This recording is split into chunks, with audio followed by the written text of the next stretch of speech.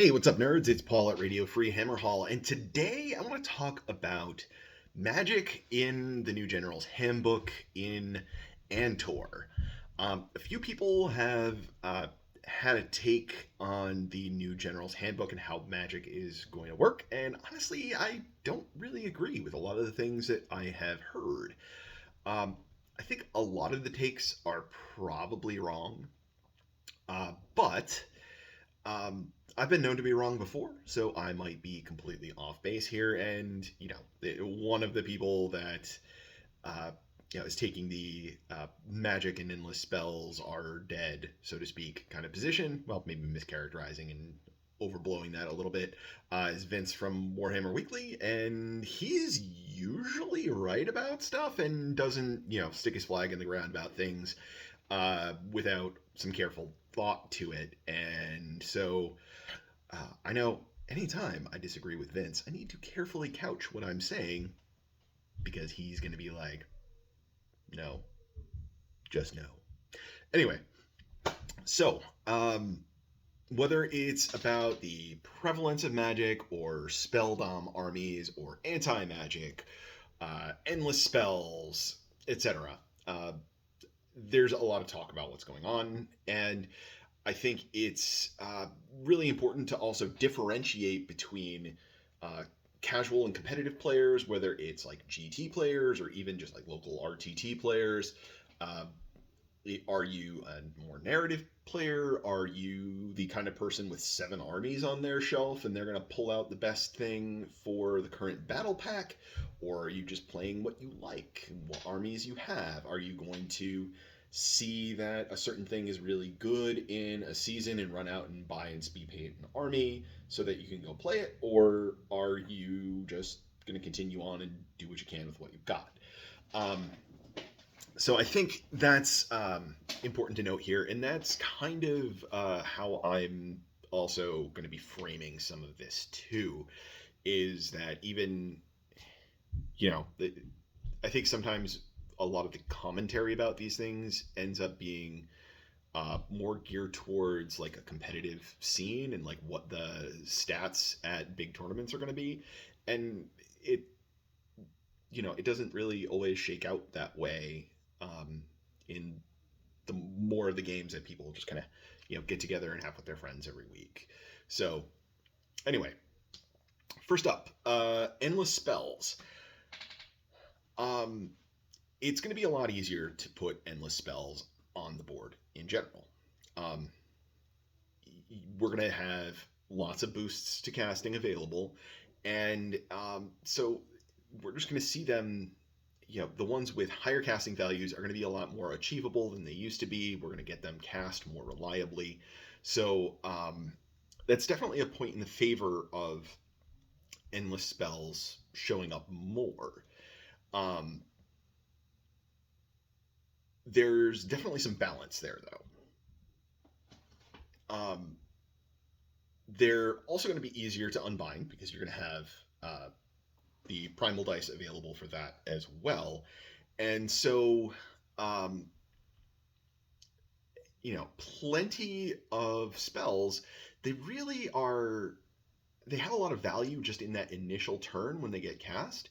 And it doesn't really matter that much if your opponent like nukes them off the board with a fistful of primal dice in the next turn because you already got one turn of effect out of it. And although maybe it's priced so that you kind of want more than that out of it, but it's still not nothing, and it might still be getting more effect out of it than you were previously. So um, I think there's some potential there.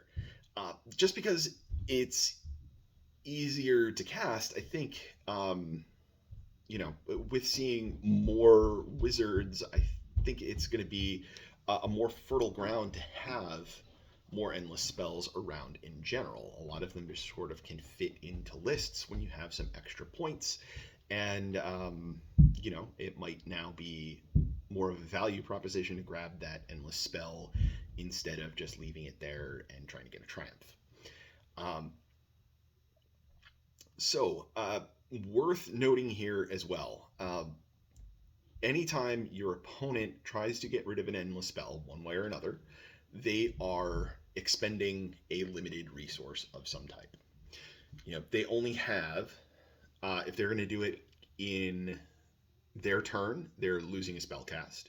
If they're doing it in your turn, that's one less spell that they can unbind.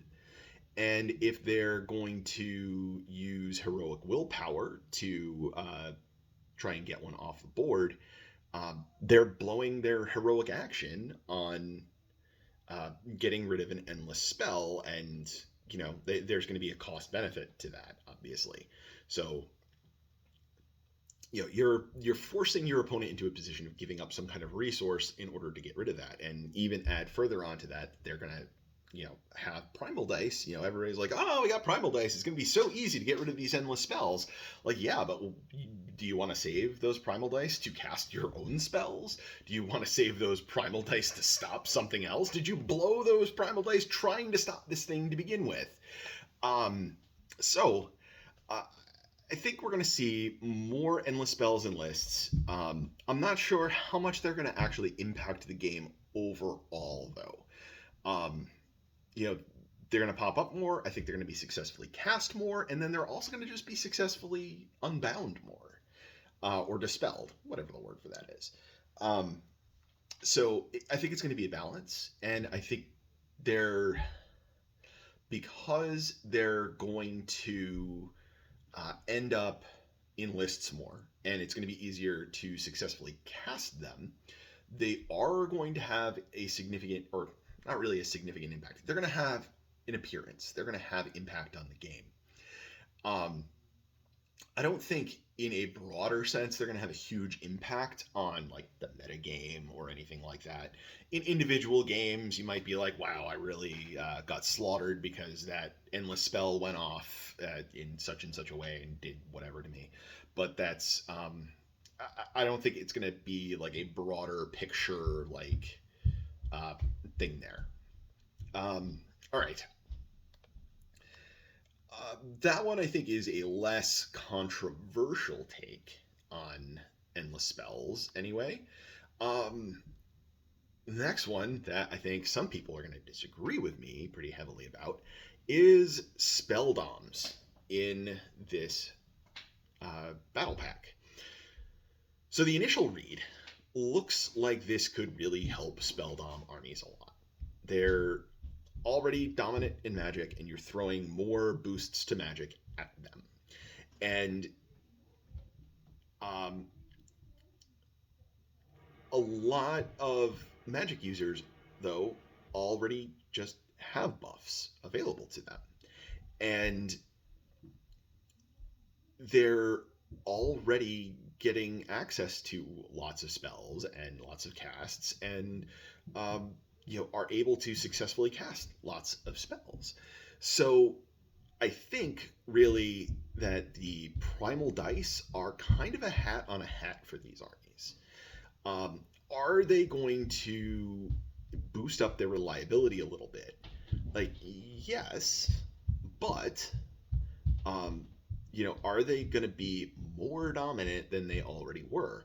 I mean, I think all it really is going to do in the bigger picture is everybody's going to go up a little bit, and then they were already up here, and they're going to kind of go up that little bit to match, and so they'll be just as dominant as they were before, and you're going to have some ability to stop more of their spells with primal dice, and some of the other anti-magic tech that is in this General's Handbook. But overall, I think that will just kind of be balanced out by them getting a little bit extra from their own primal dice. So I think their relationship to the meta overall is basically going to be the same. They're just going to be the ones that dominate magic. They get pretty much all of their spells off whenever they want to, and they can shut down pretty much anybody else that wants to do magic. So I think that it's going to be hard to shift a lot in individual game outcomes. What this actually does, shifting in like GT metas and the stats and all that stuff, Like maybe it is going to increase the meta representation of these armies because it's a battle pack leaning into stuff that they're already good at. Um, but that's also going to be balanced out perhaps by people being more prepared for magic or more prevalence of more heavily anti-magic sorts of armies and lists. That brings me to the next point. um, my biggest sticking point, I think, in particular with some of the commentary that I've seen, is anti-magic. Corn is going to really love this season. There's uh, lots of the Blood God just having a party eating spells. And I think overall, it's just going to take an already solid army up a notch. Um, it's going to be for free basically for them without changing their lists because all of that stuff is just baked into their allegiance abilities, and they can shift it around maybe a little bit just to get some additional benefits, and they're going to shift maybe how they're using Blood Tithe, using it more to unbind spells and dispel endless spells, whatever. um, but again, it's this is promoting a a mechanic in the game that Corn just has really built-in hard counters to. So I think Corn is just going to do well. Um, the thing is that Corn is a relatively small component of the tournament meta representation overall. I think they're maybe about 3.5% right now, or something like that. So the question is, how many more Corn armies are going to come out of the woodwork that people have to tilt that meta? Like, even if it doubles, then you're only going to like 6 or 7%, which is, you know, not even 1 in 5 of the armies that show up. So you're not going to run up against a Corn army in every GT on average, right? Like, maybe if you're aiming for the top tables and it pans out that it's a really successful strategy, then maybe as you go through the event, you'll be more likely to face Corn. But if you're more in the middle tables, maybe you will be less likely to see it. I think that Corn may also put a dent in the spell doms, which I think they kind of already do. Um, and I think it's probably a big threat to like the middling sort of magic armies that are, um, they're going to try and like get a big boost off of this, and Corn is just going to ruin their day. So, um, if you don't have a magic dom army and you are leaning heavily into magic because of the season and you run up against Corn, it's probably going to be a bad day. All right. The next one in here is Null Myriad, the Ossiarch Bone Reaper sub-faction. A lot of people think that this is going to be a thing. Now, I wasn't really that familiar with it, so I went and I read what this sub-faction does. And I think the effect of this is going to be overblown. All their ability does is prevent the effects of spells and endless spells on your units. So that is doing damage and debuffs and things like that. If your opponent's magic is not targeting your units, then Null Myriad does nothing. And if you're up against an army that is not targeting your units, then that means your sub-faction selection does nothing, and you're just giving up a whole piece of your army list to just no effect against a number of opponents, or little effect against a number of opponents. So I think ultimately, Q Admiral Akbar, guys, it's a trap. I think that this is going to be good against certain armies that are going to be leaning heavily into doing damage with their spells, which I think is what a lot of the spell dom armies do already. But they're not a huge part of the meta. It's only a couple of armies, and so um, I think it's not going to have that massive of an impact unless you're again like a middling magic army that's trying to play with the magic dom big boys, and you're trying to throw some damage spells around, and you run up against Null Myriad, and it's going to give you a bad time. But I think that because Null Myriad's effect is so narrow, that it's not going to actually end up getting played that much, and a lot of the people that do play it, trying it out, are probably going to be like, maybe Mortis Praetorians are better. Maybe Petrifex Elite is better.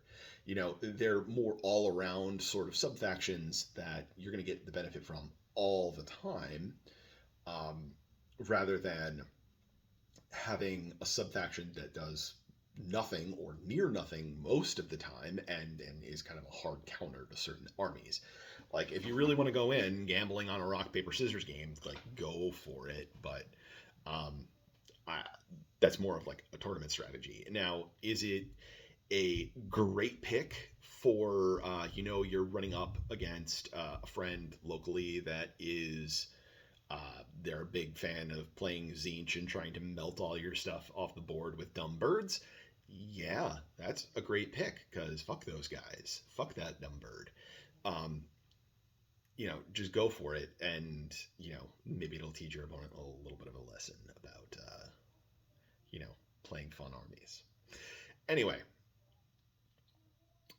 so there's a lot of other armies too that have effects that can prevent damage and effects from enemy spells on your units. And even there, I think that that's not really a strategy, I don't think. That's more of these units in an environment where you have a lot of magic floating around, like, their value goes up because they have a defense against a common offense. But I don't think you just lean into all that and say, I'm going to be invincible. It's not going to work. You've got to be basically running with things that are already good on their own, and they're just extra good against this particular thing in this season. Now, I think their value goes up, but it's not going to be crazy, right? Like, are you going to want to pick like Stormcast dragons instead of some other Stormcast build? Maybe. Like, the Stormcast dragon build goes up in value. Some stuff in Slaves to Darkness gets better, but it's all going to be situational and dependent. Knight Incantors, those have been talked about quite a bit by a few different people, and especially because you can, they're Stormcast Eternal heroes, so they can just go in any order army. Now, the problem with that is that other than having a once per game auto unbind an enemy spell, that model kind of sucks. It's not good in combat. It's your typical chumpy 4-wound or 5-wound hero, and its spell isn't too exciting. And if it's an ally, then it doesn't even get a spell lore spell at all. It can't get enhancements because it's an ally. So where we really start looking at that, like, okay, like, maybe it has a little bit more value in Stormcast. Like, if you're going to pick a wizard, maybe you pick an Incantor instead of something else because it's got the Dispel Scroll.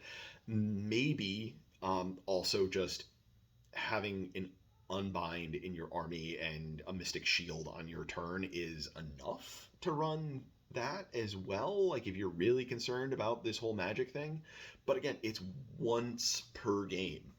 And, sometimes stopping that once per game can be a breaker for a particular game. But how many times is it just not going to really matter? And if you run up against Fire Slayers, well, then you just dumped 120 points into a pretty worthless hero.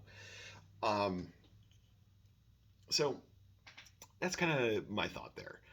Um, so as far as I can see, there's not a lot of other real anti-magic stuff around.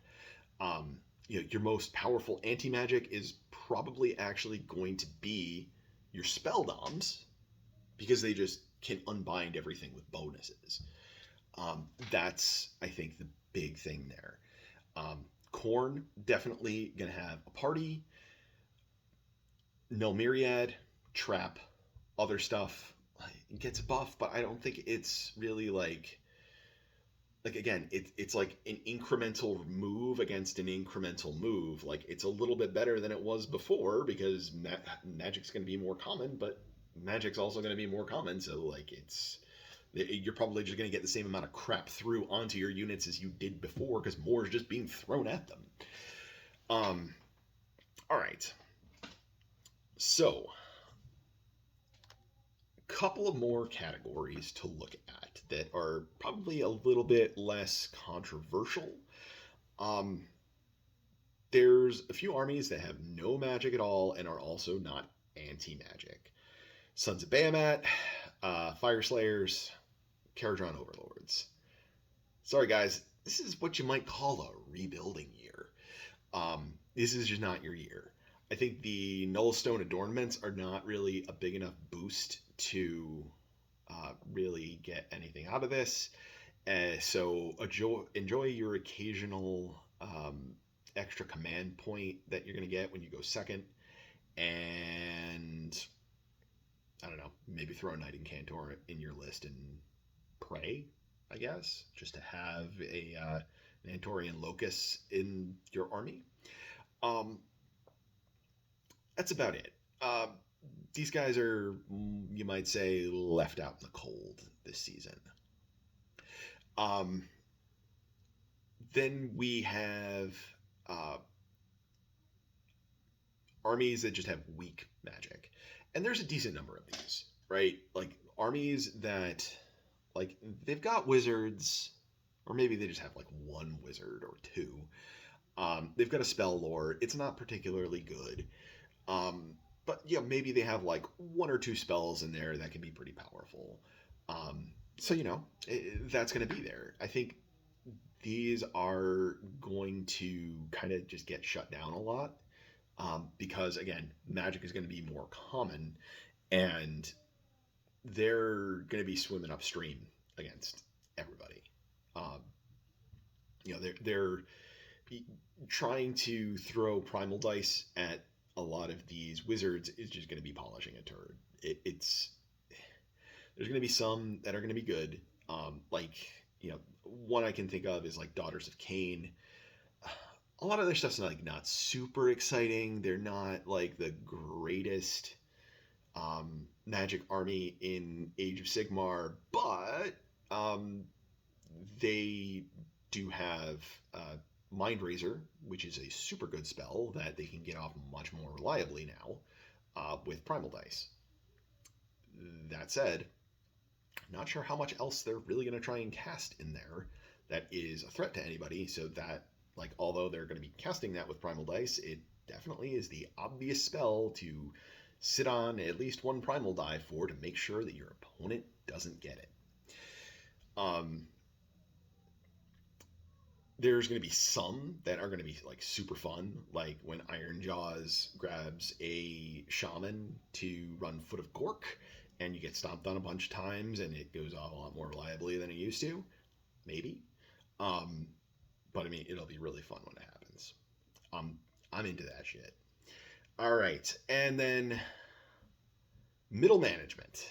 The guys in the middle that have pretty good magic, but they're not dominant, right? Like they've been casting some spells all along.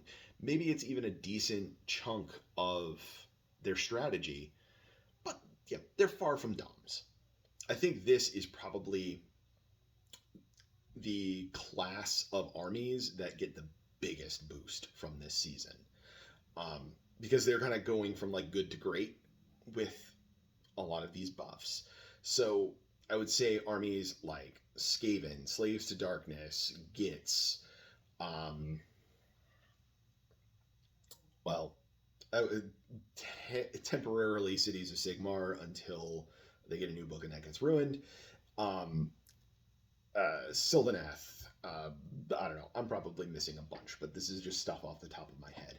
And then you also have like um, Nurgle and Slanesh that like they're not like known to be like super exciting magic armies, but they've got a whole bunch of like incidental spell casts because like Great Unclean Ones are good on their own without having um, being a double caster in addition to that. Um, Same thing with like the Glotkin and um, Keeper of Secrets, all of those sorts of things. They're things that are frequently going to show up in lists anyway, and now you just have more incentive to do that, and they're going to be getting off their spells more regularly. You've got a guy like Rodigus who just got a big drop in points that, um, for the second time now, a big drop in points. I think he's down to 420, and he's got a really good spell that does damage, right? Casts on a 7 on a 5 up, it does D3 mortal wounds to a unit. If you roll 7 dice, every 5 up is D3 mortal wounds to a different unit. Like, that's pretty good. That's a decent spell because it's board wide as well. But it was going off on a 7 before, so not as exciting. A couple of other spells like that floating around in either of those two armies. So I think like that's where like the fun and excitement of this season is going to be. I think is like those armies that were already playing around in the Magic space, but they just weren't like really exciting Magic armies. It was there, and like if they ran up against Khorne or Tzeentch, it was like, oh, I guess I don't get to use that part of my army this game. But against everybody else, it was like, you're doing some stuff. So I think they're going to be doing a lot of stuff. They can lean into this a little bit more.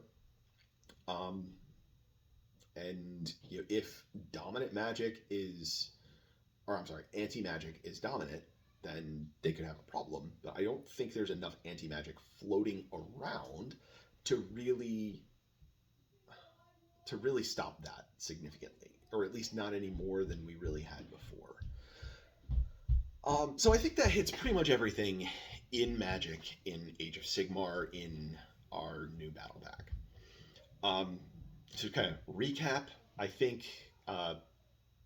Spelldoms, this is mostly a hat on a hat, and they're just going to continue to be what they've always been.